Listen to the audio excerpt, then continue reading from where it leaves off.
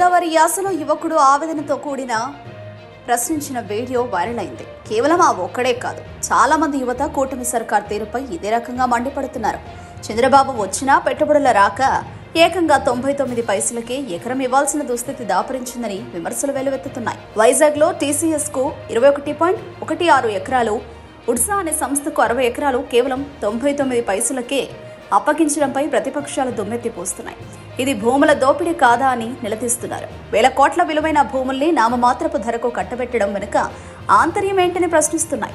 ఇదంతా చంద్రబాబు తన అనుయాయులకు దోచిపెట్టే పని అని ఆరోపిస్తున్నారు. ప్రభుత్వ పాఠశాలల్లో అద్భుతమైన ఫలితాలు వచ్చాయని పచ్చ మీడియా ఊదరగొడుతోందని, కానీ గతంలో పోలిస్తే ఉత్తీర్ణత శాతం తగ్గిందనే విషయాన్ని మాత్రం సౌకర్యంగా మర్చిపోయారని విమర్శలు వినిపిస్తున్నాయి. 2025 10వ తరగతి ఫలితాల్లో 81.14% ఉత్తీర్ణత నమోదైందని అధికారులు ప్రకటించారు. గత 5 ఏళ్లలో ఇదే ఎక్కువ అని చెప్తున్నా కోవిడ్ కారణంగా 100% ఉత్తీర్ణత ఇచ్చిన 2 ఏళ్లతో పోలిస్తే ఇది తక్కువే కదా అనే వాదన ఉంది. ఉపాధి హామీ పనులు చేసేవారిని కూలీలు అని పిలవద్దని, వారిని గ్రామీణ వికాస శ్రామికులు అని పిలవాలని డిప్యూటీ సీఎం పవన్ కళ్యాణ్ చెప్పడంపై భిన్న వాదనలు వినిపిస్తున్నాయి.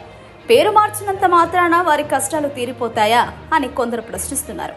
పవన్ కళ్యాణ్ గతంలో వారికి నెలకు 3,000 రూపాయలు ఇస్తానని హామీ ఇచ్చారని, ఇప్పుడు ఆ హామీ ఏమైందని, కనీసం ఆ డబ్బులైనా ఇవ్వవచ్చు కదా అని నిలదీస్తున్నారు.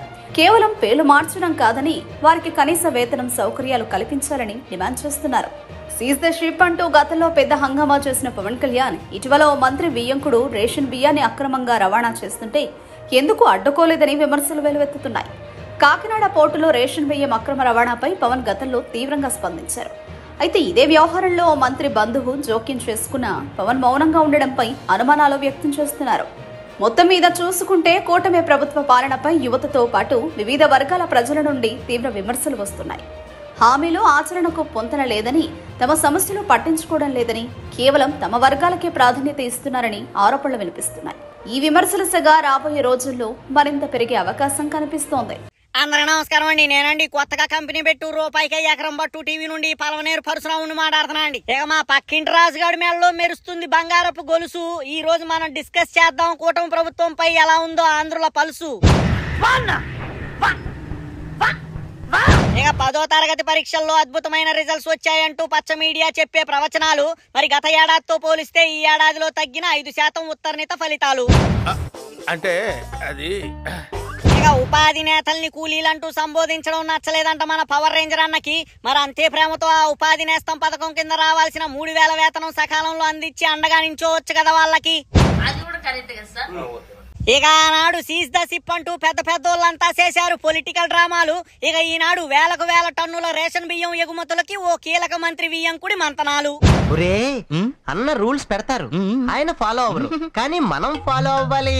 ఇక 3 నెలల వయసున్న కంపెనీకి కట్టబెట్టారు వైజాగ్ లో 60 ఎకరాలు.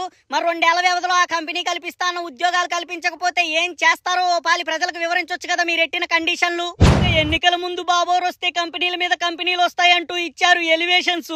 ఇక ఆయన పదవిలోకి వచ్చి ప్రవేశపెట్టే పాలసీలు చూశాక నిరాశపరిచాయి ఆయన మీద మాకున్న ఎక్స్పెక్టేషన్స్.